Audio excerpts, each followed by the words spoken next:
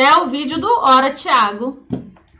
Muito bom, Hora Thiago. Quem não segue, segue lá. E aí esse daqui vai pro YouTube. Então se comportem, tá, crianças? Por favor.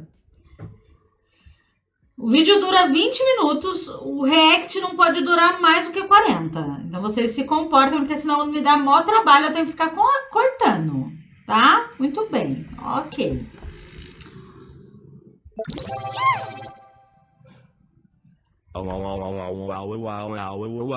Tá vendo que eu sofro, YouTube? Obrigado pelos lamens. Tá vendo que eu sofro, YouTube? É isso.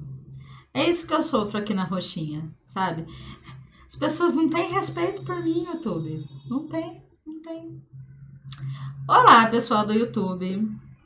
Sejam muito bem-vindos. Pessoal da Twitch, seja educado falar oi pro pessoal do YouTube.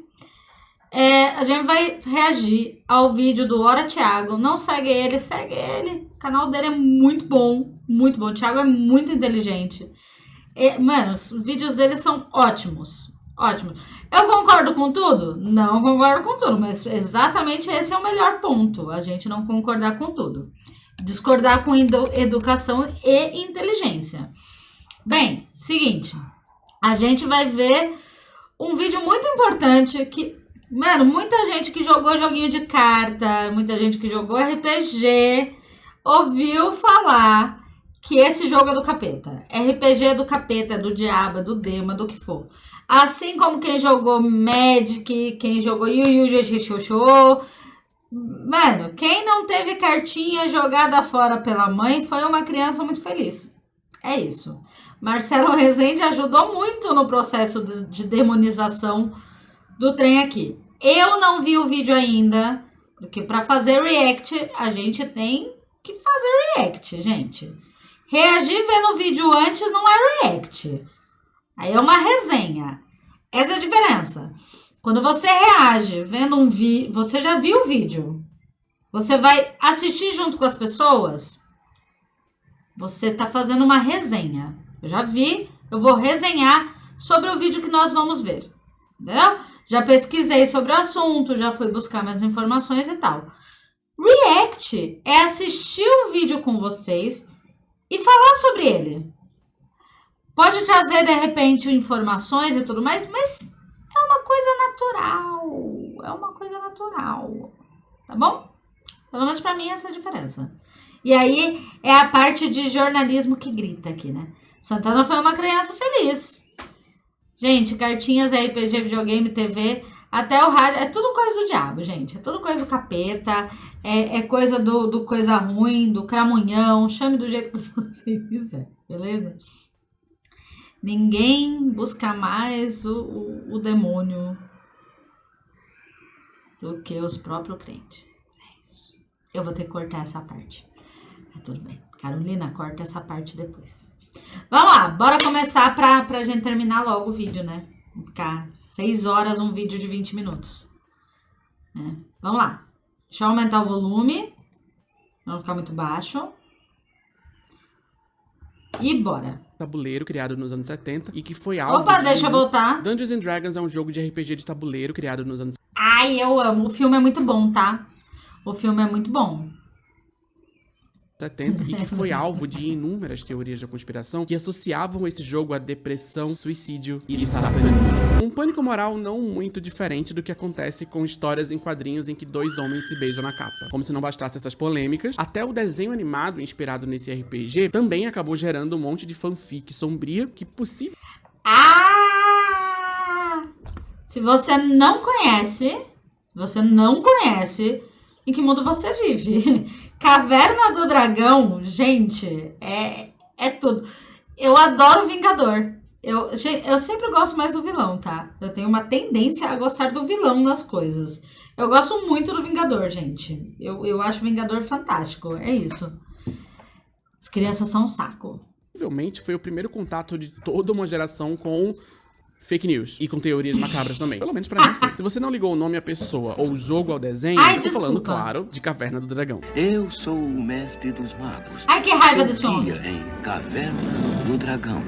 Gente, se você não pegou raiva desse ser ao longo da sua infância, ou da sua adolescência, você é uma boa pessoa. Porque a raiva que eu tinha desse homem de não falar as coisas. Meus queridos, vocês têm que ir pela direita. Vocês vão pela direita. Você não precisa dizer para eles uma coisa complexa, entendeu? Vão pela direita. Mas quem tem raiva do match da mesa? Eu. Porque às vezes o match da mesa mais atrapalha do que ajuda. Normalmente. É isso. Gente, eu tenho raiva dele. É sério. Caverna do Dragão é o ícone, mas Caverna da... Caverna do Dragão. Caverna do Dragão foi uma adaptação bem livre do jogo Dungeons and Dragons, que já era um grande sucesso nos Estados Unidos quando a animação estreou em 1985. Na história, 6 jovens passam acidentalmente por um portal e ficam presos não é o num caminho mundo errado. fantástico. Pra conseguir sobreviver nesse lugar hostil, cada um deles recebe um artefato ligado. Quais histórias que a gente ouviu? Que eles tinham morrido num acidente na montanha-russa. Não sei se vocês já ouviram essa história. Que eles teriam morrido num acidente na montanha-russa e que eles estavam presos no limbo e que eles precisavam sair dali para ir ou pro céu ou voltar pra terra. Era isso. E aí o mestre dos magos, ele, ao invés de ajudar, ele quer eles presos lá dentro, porque eles querem ele no limbo. E o vingador ou é o demo ou é o anjo da morte, é isso. Mas esse é o intuito. Ele precisa apresentar o desafio. Ei, para de... Para de passar a mão na cabeça do mestre dos magos, Santana. Não gosto dele, gente. Ele me irrita. Ligado a classes de personagens de RPG. Ou seja, cada personagem de Caverna do Dragão representa um arquétipo e tem uma função bem definida naquele time. Hank é o Ranger, o líder. Eric, o Cavaleiro. Diana é a acrobata. Sheila, a Ladina. Preston é um mago. Bob é um bárbaro. E esse cachorro esquisito... é um estorvo. O grande objetivo dos jovens era voltar pra casa. O povo é meio doido. E o grupo era guiado por uma drag queen calva chamada Mestre dos Magos. Mas toda vez que eles... Ai, Jesus, me veio agora a Rita na minha cabeça. Meu Deus do céu. Me perdoa.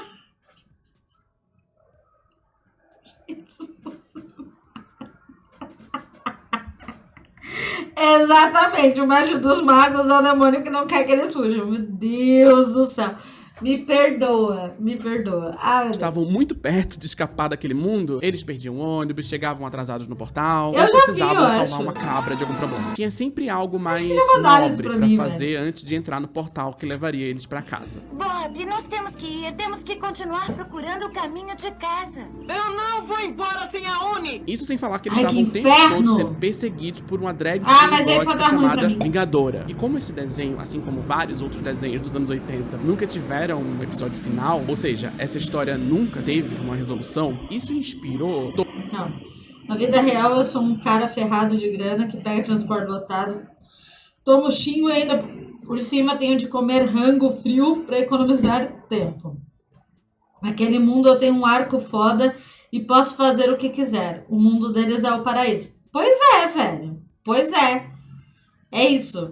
Eu tenho um roupão que me deixa invisível. Poxa, mano.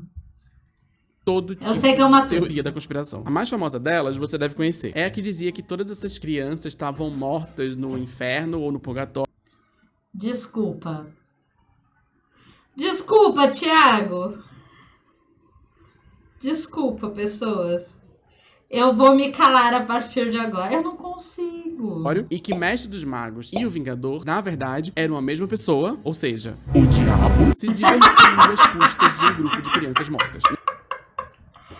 Ai, Thiago, meu Deus do céu, não me faz rir assim não, filho. Nada disso é verdade, claro, mas relatos sobre esse final alternativo circularam bastante no final dos anos 90 e no começo dos anos 2000. Todo mundo tinha um primo, que tinha um amigo, que tinha uma irmã, que assistiu que tinha visto. Passou na televisão. É verdade, eu juro. Mas o que essa história tem a ver com o vídeo de hoje? Nada. Ou melhor, tudo. O tema do vídeo de hoje não é o desenho Caverna do Dragão, mas sim uma outra adaptação desse RPG demoníaco dos anos 70. Dungeons and Dragons Honra entre os Rebeldes não tem nada a ver com o capeta. Fazer um comentário pra vocês. Eu tenho a camiseta que eu comprei na Chico. Peraí, cadê? Na Chico Rei.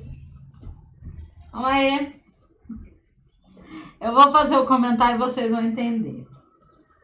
Eu vou mostrar a camiseta, que tá ao contrário, que é pra ver se pega menos pelo. Eu tenho essa camiseta linda, maravilhosa. Linda, maravilhosa. Do Vingador, certo? Ela é linda, gente. Ela é maravilhosa. Olha que coisa mais linda. É da Chico Rei, se eu não me engano. É da Chico Rei mesmo. É isso, né? É. Bem, produzida lá em Minas Gerais, tá? Ok. Eu fui na feira com a minha mãe. Eu estava com o cabelo roxo. Roxo! Com um brinco de coruja e um brinco de bruxa. E com essa camiseta. Passou 2 senhorinhas por nós. E uma das senhorinhas falou... como que é? Ai, que Jesus repreenda. Eu esqueci que eu tava com a camiseta do Vingador. Eu olhei assim pra senhorinha. Nossa, gente, o que foi? Só porque eu tô com cabelo roxo? E aí eu olhei pra baixo e aí eu vi que eu tava com a camiseta do Vingador, gente. Ai, eu nunca ri tanto, né? Minha mãe se rachou de rir. Gente, é o Vingador do desenho, não é o diabo, tá bom? Não é o diabo. E mesmo que fosse, qual o problema, meu Deus do céu? Ai, ai, é isso. Cuidado com as roupas que você anda, entendeu? Mas como diria o poeta, o diabo... Eu nem vi, velho. Nos detalhes. Eu nem vi. O diabo Olá, meu nome mora é nos Thiago e detalhes. neste canal a gente fala sobre cultura pop, gays e satanismo. E hoje eu vim aqui porque eu recentemente assisti o filme Dungeons and Dragons: Honra entre Rebeldes. Um filme de 2023 baseado no jogo de RPG dos anos 70. E você sabe o que o pessoal costuma falar de RPG, né? Coisa do cabelo. Teorias da conspiração à parte, esse filme é um dos lançamentos desse mês do Telecine, que colaborou aqui com a produção desse conteúdo. Palmas pro Telecine, que você pode assinar através do Globoplay ou do Prime Video. Eu vou deixar Aliás, rolar. pelo Prime, você consegue 7 dias de degustação pra aproveitar os lançamentos mais legais do cinema e, quem sabe, desbravar novos mundos. Assistindo, por exemplo, Dungeons and Dragons: Honra entre Rebeldes, se eu conseguir te convencer a assistir esse filme. O link tá aqui na descrição do vídeo, vai lá e aproveita. É mais ou menos isso, filho. Apesar que se a evangélica não usa, né? Agora de volta pro capítulo. Dirigido pela dupla John Francis Daley e Jonathan Goldstein, Dungeons and Dragons: Honra entre Rebeldes aposta num elenco Gente, o filme é muito bom, que, velho. no primeiro momento, respeita as premissas de todo filme de ensemble. O que é um filme de ensemble? Sabe aqueles filmes que a gente assiste uma equipe sendo montada? Sim. Onde cada personagem tem uma função específica numa missão? Não sei se vocês conhecem um filme assim. Talvez a Sociedade do Anel. Bom dia, Matt. Talvez isso daqui lembre alguma coisa. Talvez. Talvez não. O filme simplesmente é um mesão. Mano, eu adorei o filme. Eu gostei muito. Então, tipo, por exemplo, Os Mercenários ou RuPaul's Drag Race. Esse tipo de dinâmica tá muito próximo dos princípios do RPG RuPaul é de muito mesa. bom, Costumeiramente, um time de uma partida de RPG de mesa é formado por diferentes arquétipos. Aqui nesse filme, Onde Anna Joyce no original. Simplesmente foi o filme inteiro. Isso o fulano faria. Porra, isso é algo que o Matheus faria. a gente vai ter o Chris Pine como o bardo Ed. Adoro o esse Grant cara. é o Ladino, o Ford Adoro Fitzgerald. ele. Daisy Head é a feiticeira Sofina. Gente, o que é essa mulher? Que Hugh nervo Grant é que um é essa ladino, mulher Ford nesse Fitzwilliam. filme? Daisy Eu levei meu Head sobrinho. Gente, que nervo que é essa mulher? É a Meu feiticeira Deus. Sofina. Michelle Rodrigues é a Bárbara Holga. Sofia Lillis é a Sabe quem é o pai do Chris Pine? Não. Uma vez minha avó recebeu uma galera pra fazer uma novena com o título As Mãos Sangrentas. A senhora não acha bacana? Você é o bardo? Eu sou maga, eu sou qualquer coisa menos o bardo, velho. druida Dorik, Regé Page é o paladino Shank e o Justice Smith é Simon, o mago. Eu vou contar um pouquinho sobre esse filme, mas tomando o devido cuidado de não contar nenhuma informação sem... Gente, e o mago é o perfeito mago, vamos lá. O mago é um perfeito mago do Caverna de Dragões. Ai, Carol, não assisti. Pois é, eu dei spoiler e vai assistir o filme. Ele é o mago da Caverna dos Dragões, gente. Ele é um mago que não dá as coisas certas, velho. É isso. Eu era o bardo porque sempre acabava ficando bêbado jogando. Sensível sobre a história. Ou pelo Eu menos nunca nada bebi que jogando estrague RPG, a experiência, gente. a não ser que Eu não você seja precisava. muito ortodoxo com spoiler. Nesse caso, fica aqui meu aviso de spoiler. Aviso de spoiler. A gente começa esse filme sendo apresentado ao Edgin, um ex-bar. Ó, parou tudo. Se ainda não assistiu o filme Dungeons and Dragons, aproveita o cupom de desconto aí do Thiago e vai lá assistir o filme e depois vocês voltam aqui, tá? É muito bom o filme, gente. É realmente muito bom. Ah, mas eu não gosto de RPG, eu nunca joguei RPG. Você não precisa gostar de RPG. Você não precisa ter jogado RPG. É um filme de, tipo, sessão da tarde, velho. É um filme gostoso pra você passar um tempo. Não tem problema de idade nele. Vale a pena. Vai lá assistir. E eu não tô ganhando um centavo com esse comercial, tá? Ai, apertei o botão errado, foi mal. Do que abandonou a sua profissão depois que a sua esposa foi assassinada, mas anos depois é convocado para uma última missão. Then you shouldn't go. We have everything that we need. Ai, que ódio dessa menina. Essa menina é a Uni. Essa menina é a Uni na história. Desculpa. Not yet, but this is the last one. Trust me. Missão Mano, os braços dessa mulher dão mó medo. essa que é bem simples a princípio. Depois de resgatar uma relíquia antiga pra pessoa errada, Edgin e Holga são traídos e precisam fugir de uma prisão pra recuperar esse artefato. Pra isso, eles montam uma equipe capaz de derrubar um Lorde corrupto, salvar o mundo de um mal terrível e, mais importante, recuperar a confiança da filha de Edgin, a Kira, que tá putaça com o pai por ele ter saído de casa pra uma missão de roubo e deixado ela sozinha. Why do you look mad at me? Because you're acting like it Você é was. chata. A grande motivação desse Ele foi protagonista comprar cigarro, é usar gente. essa relíquia mágica pra ressuscitar essa esposa morta e poder voltar a viver essa tão sonhada vida de pai de uma família nuclear. Um sonho simples e fácil de conseguir. Então me dá uma passagem, querido. Mas a jornada de Edgin envolve também o confronto Bardo da melhor classe. Bebe, joga, canta geral, deixa a galera pra cima da batalha, solta magia, rouba, convence o guarda e te deixa entrar em um lugar proibido. Resumindo, bardo... Ah, eu gosto dos bardos, eu só não sou um bom bardo. É isso. Essa aí com certeza seria uma clériga. Não bate bem, não cura bem, só tá ali. Eu gosto muito de ser druida nas coisas, pessoas. Eu gosto de ser o druida que esquece de fazer as coisas, entendeu? Você não pode virar um urso? Nossa, é mesmo, gente. Eu posso virar urso. Nem lembrava disso. Foi mal. Essa é a Carol no mesão de RPG. Por isso que eu sou muito melhor como mestre do que jogando a mesa. Eu já fui uma vampira druida que tinha um monte de poder e eu não usava. Por quê? Ah, não, gente, vocês estão resolvendo as coisas bem. Precisa de mim, não. Eu vou ali comer um pouquinho. Daqui a pouco eu volto. É mais ou menos isso. Então, eu mestrando é muito mais seguro para as pessoas envolvidas na mesa do que eu jogando, sabe? Tipo, no mesão com o Gui, eu fui mais ou menos isso. Aí eu vou virar um gato. Carol, você pode virar um urso. Ah, mas eu queria virar um gato. Eu não posso virar um gato? Ai, gente, como vocês são ruins comigo. Eu não quero virar urso. E vocês sabem o que é pior? Vocês sabem o que é pior de tudo? Eu tenho muita sorte com os dados. Então, normalmente, tudo que eu vou rolar dá certo.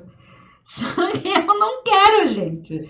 Você não vai fazer teste de eficácia? Ah, não. Vê lá vocês, vocês conseguem? Vocês não conseguiram, eu tento.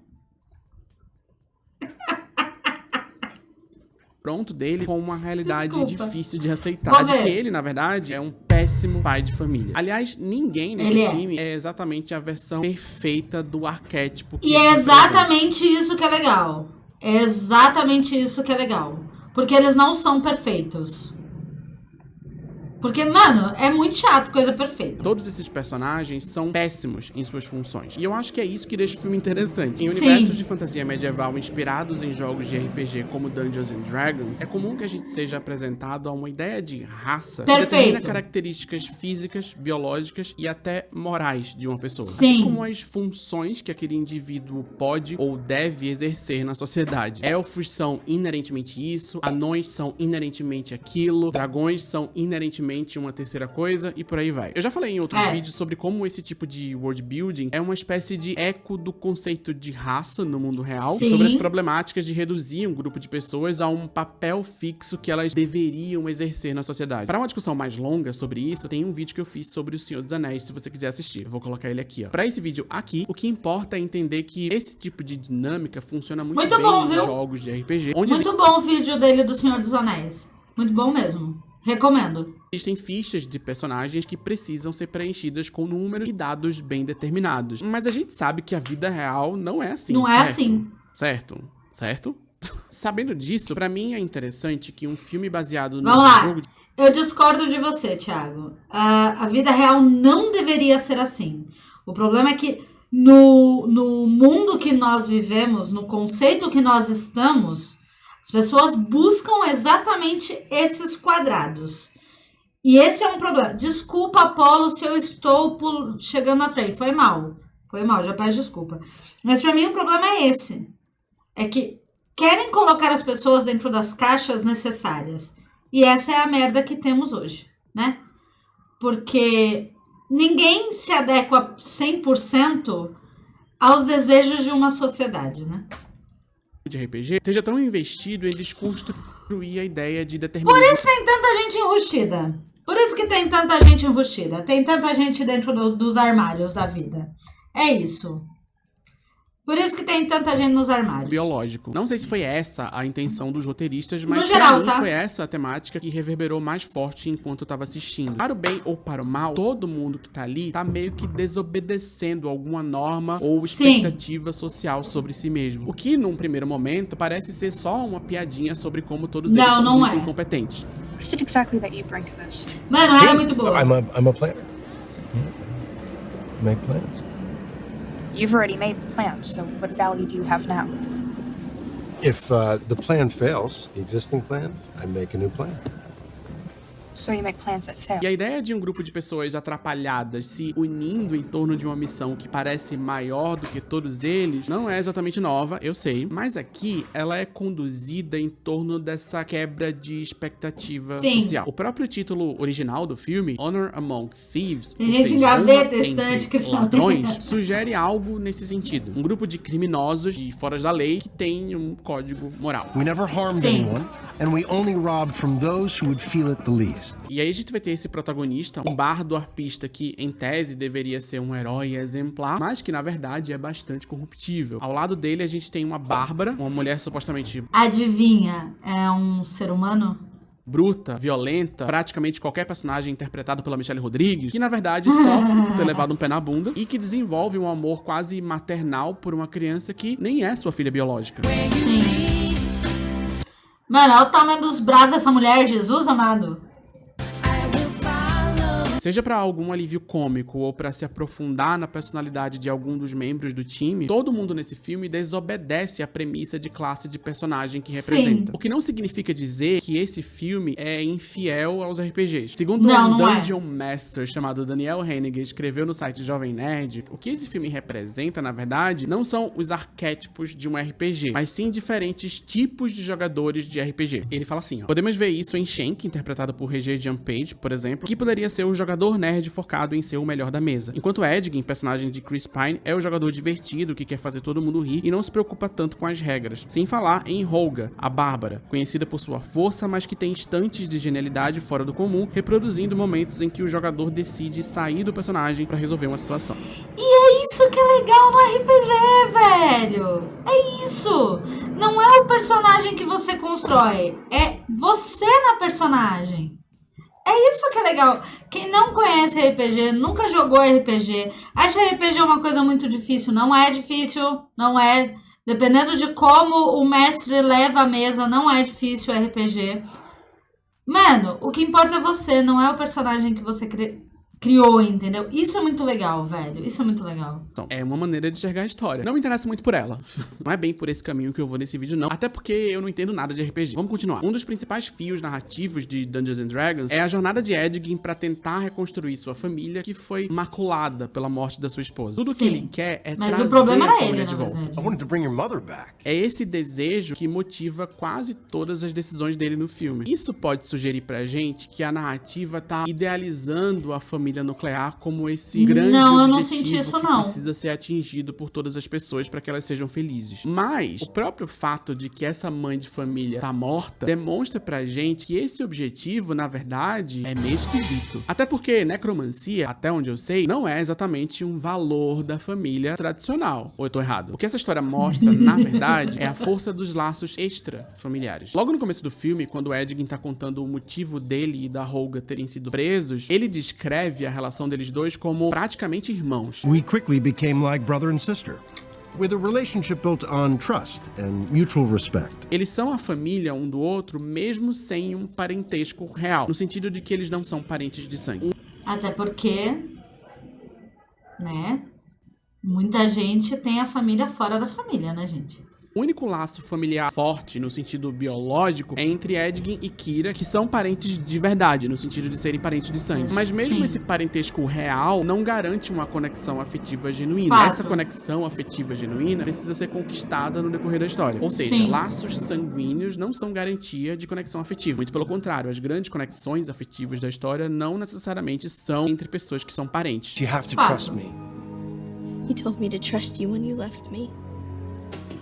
Kira, no, wait. No decorrer de Dungeons & Dragons, a gente assiste como uma equipe se torna uma família. E isso é um tipo de história que nós, LGBTs, conhecemos muito bem. Eu tô falando da ideia de found family, ou família encontrada, ou família postiça, ou família de escolha. São histórias centradas em laços de afeto entre pessoas que não são biologicamente conectadas, nem romanticamente conectadas. A família Pelo menos que se você elas escolhe, são né? conectadas romanticamente, esse romance não tá ali Escolhe. em grande destaque. São histórias de gente que você encontra na vida e escolhe que elas vão fazer parte dela. Geralmente um grupo de pessoas. São laços de amizade, de companheirismo, mas que são fortes o bastante para que haja um envolvimento familiar. Em Dungeons & Dragons, isso é representado principalmente por Edgin e Holga, que desenvolvem um afeto mútuo como se eles fossem irmãos. We quickly became like brother and sister. E esse afeto é estendido com ainda mais intensidade a Kira, a criança. Mesmo sem vínculo de sangue, Holga e Kira se ligam de uma forma que parece que elas são mãe e filha, ou tia e sobrinha. Na cultura pop, de uma forma geral, a gente tem várias histórias sobre personagens que são excluídos ou deslocados da sociedade e que se unem, a princípio, pra sobreviver, explorando o melhor das suas habilidades e aptidões. À medida que as aventuras da história evoluem, essa união prática se torna afeto e essa equipe, esse time, se torna uma família. Nos quadrinhos dos X-Men, por exemplo, a gente acompanha um grupo de pessoas que são rejeitadas e temidas pela sociedade se encontrarem, se protegerem, enfim, formarem uma rede de apoio. Vários desses personagens são, inclusive, rejeitados pela própria família biológica e precisam formar laços afetivos e comunitários fora do ambiente familiar. E é por isso que, como eu sempre digo, todos os X-Men são gays. Mas nem tudo é sobre gays. Claro que é, mas vamos fingir que não, bem rapidinho. Algumas séries de TV americanas também exploram essa ideia, principalmente aquelas que se passam em ambientes de trabalho, como Brooklyn Nine-Nine e The Office. Why did you get it so big? Hey, that's what she said. Mas no contexto de séries sobre trabalho, especificamente, esse tipo de história tá muito mais interessado em vender a ideia de trabalho como identidade do que em vínculos comunitários. Eu já falei sobre isso aqui anteriormente, tem vídeo sobre isso aqui no canal, ó. E assim, eu acho que as duas propostas até coexistem às vezes. Eu acho que o melhor exemplo disso nos últimos anos é a recente Abbott Elementary. Mais ou menos. Mas no contexto desse vídeo, os exemplos que mais se aproximam são histórias sobre grupos de amigos, como Friends e New Girl, e claro, X-Men, pois todos os X-Men são gays. Já no cinema, a gente tem o exemplo mais LGBT da história da sétima arte, Velozes e Furiosos. Sim. I don't have friends.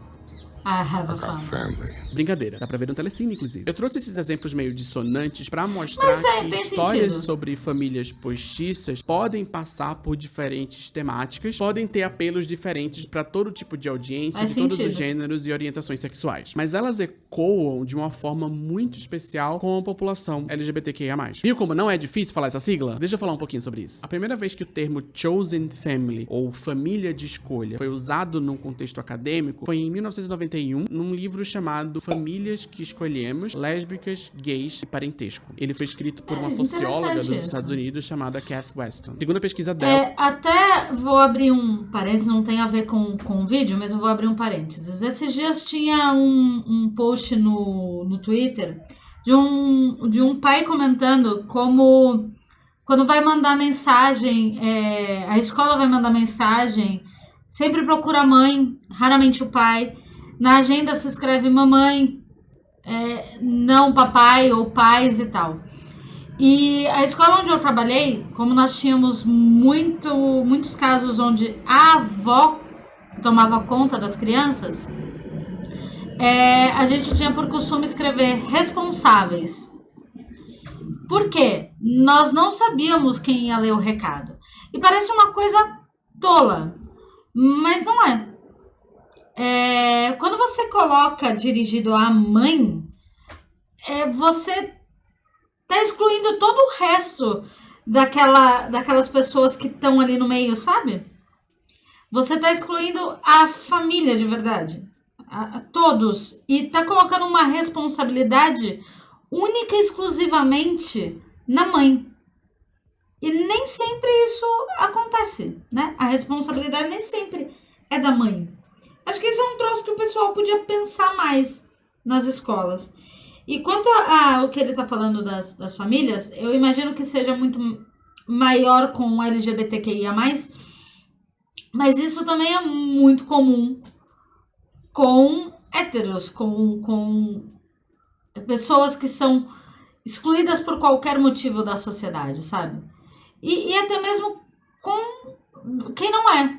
Com o passar dos anos, as pessoas com quem a gente convive às vezes, é muito mais os colegas, os amigos que a gente faz e tal. Nem sempre sua família sabe os seus problemas, mas seus amigos sabem. Sabem, mais ou menos isso. ela, no contexto da crise da AIDS em São Francisco, no final dos anos 80, muitas pessoas eram abandonadas pelas suas famílias e precisaram se juntar em grupos de suporte comunitário. Pacientes gays e lésbicas eram... Isso me traz um pouco o filme Rent. Vocês já assistiram Rent? Que na verdade é uma peça da Broadway. Me traz bastante a história do Rent, isso. É mais ou menos isso. As pessoas que se juntam, eles porque são boêmios e tudo mais. É bem isso. Principalmente por amigos próximos. E essa relação elevou o relacionamento de amizade e parceria a algo mais, uma interação familiar. O fato de o termo família de escolha ter surgido em conjunto com o ato de prestar cuidados no limiar da vida e da morte, sutura teoricamente a prática de, entre aspas, escolher família, a noção de cuidado. Quer dizer, comunidades LGBTQIAP+, são obrigadas a se juntar com um objetivo específico. Nesse caso, o cuidado mútuo por causa de uma doença. E aí esses laços são transformados em afeto familiar, ainda mais num contexto de rejeição por parte da família biológica. No Brasil, quase 15% dos casos de violência contra a população LGBTQIAP+, acontece dentro de casa. Os dados são da pesquisa Discriminação e Violência contra a População LGBTQIAP+, que analisou somente as violências que chegaram a ser judicializadas. Eu não tô nem falando das pessoas que são expulsas de casa ou que sofrem violências invisíveis. Quando a gente fala de formação de família escolhida, a gente tá falando do fortalecimento de comunidades. O trabalho da Kath Weston, lá nos anos 90, ainda tocava num assunto bem espinhoso. Ela tentou entender o que é que família significava para as pessoas que estavam ali na pesquisa e concluiu que família era um conceito bem mais elástico e que não significava necessariamente uma instituição, mas um conceito que contestava as relações de poder. Na nossa sociedade ainda prevalece a ideia de família formada por sangue e lei. Alguma estrutura de poder, alguma instituição tem que legitimar legitimar que você é família. Aquilo, tem que ter um sim. documento que prova que você é família. Se não existe um documento, essa conexão afetiva, comunitária, não existe. Você só é parente de uma pessoa porque um papel comprova que você e ela têm laços. E aí, se alguém decide que aquele papel que comprova a relação entre duas pessoas não vale mais, o que acontece? As relações queer que não se baseiam na biologia nem na procriação e muitas vezes operam fora do domínio legal, atravessam essas categorias, complicando a afirmação de que os laços familiares são considerados entre polos de sangue e de lei. Como tal, o parentesco queer obriga um envolvimento crítico com a organização e autoridade tradicionalmente atribuídas à família em toda a paisagem social. Seja nos RPGs ou em filmes de equipe, cada personagem tá ali para desempenhar sua habilidade principal. Pode até ser que em alguma origem dessa família escolhida exista a necessidade básica de troca de funções. A questão é que a nossa existência em sociedade tá além disso. Nós não existimos em sociedade em torno de um papel ou uma função específica que desempenhamos nela. A gente existe em torno de um pacto coletivo de apoio mútuo. É assim que as sociedades se formaram. É assim que o ser humano evoluiu. Quando a gente passou a cuidar das pessoas que ficavam doentes, incapazes, É assim, né? A história, aldeias indígenas e tudo mais, o conceito de família é bem diferenciado, né? A família não é o núcleo pai, mãe e filhos. A família é algo mais amplo, né? Por algum motivo, ou que estavam em idade avançada. A existência em comunidade é o que garantiu a sobrevivência da espécie humana durante todos esses séculos e milênios. Hoje, infelizmente, existe essa tendência de hipervalorizar o individualismo. A ideia de que eu gosto, eu resolvo, eu empreendo. E com isso eu não tô dizendo que antigamente era melhor. Eu tô tentando examinar quais os valores que a gente quer escolher pra gente, enquanto sociedade. E muita gente por aí tenta vender a ideia de que individualismo, que egoísmo é parte da natureza humana, quando nem existe consenso sobre natureza humana, muito menos se individualismo e egoísmo são parte dela. E quando não é puramente individualismo, é essa ideia. E eu não acredito nisso, porque eu não sei se pra mim isso é normal. Quando você vê uma pessoa ou uma família, ou no caso do que está acontecendo em Gaza, nós sofremos por pessoas que nós nem conhecemos. Ontem, por exemplo, eu tô seguindo muito que eu já falei pra vocês, a Al Jazeera, assistindo muito pela Al Jazeera. E eu me peguei a 2 jornalistas da Al Jazeera. E ontem, quando eu vi que um deles tinha perdido a família, mano, isso bateu muito torto pra mim, sabe?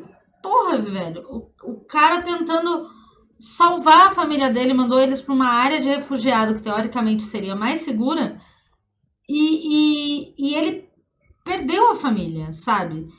E eu, uma desconhecida, não conheço o cara nem nada disso, mas a gente sente por aquela pessoa. E não é só empatia, é mais do que isso, sabe?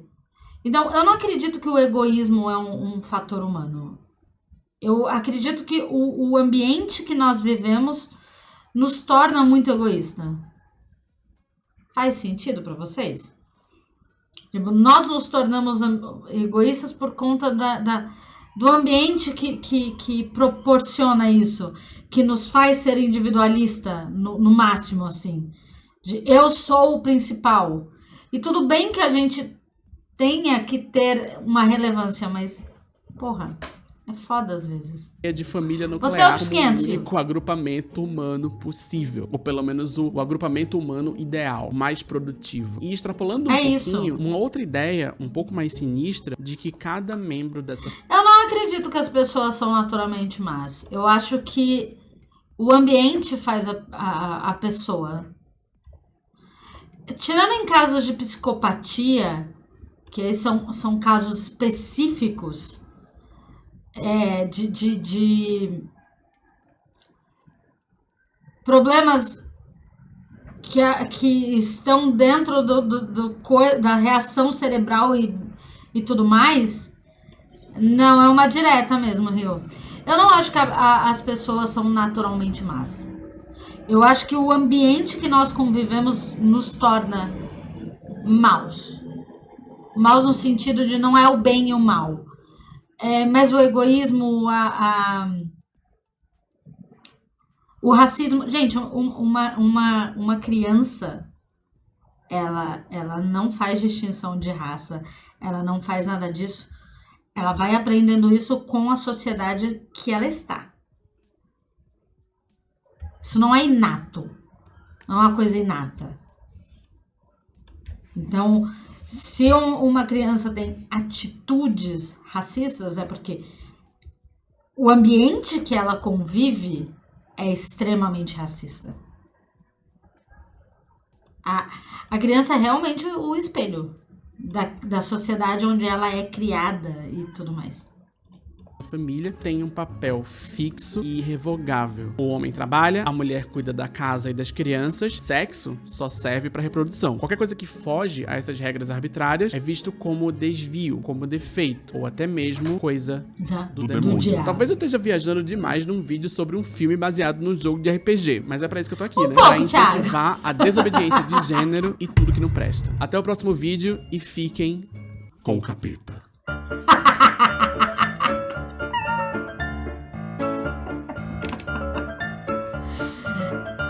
Eu gostei bastante do vídeo. Ele sempre extrapola, mas esse é o importante, extrapolar.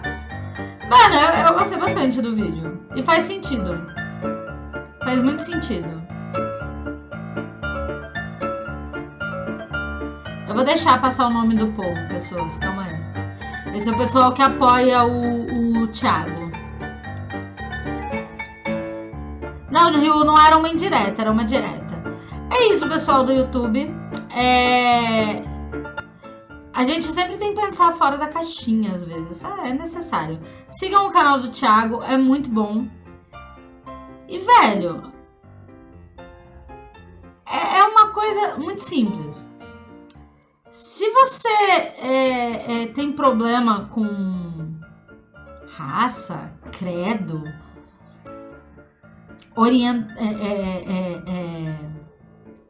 quem a pessoa ama, na boa, velho.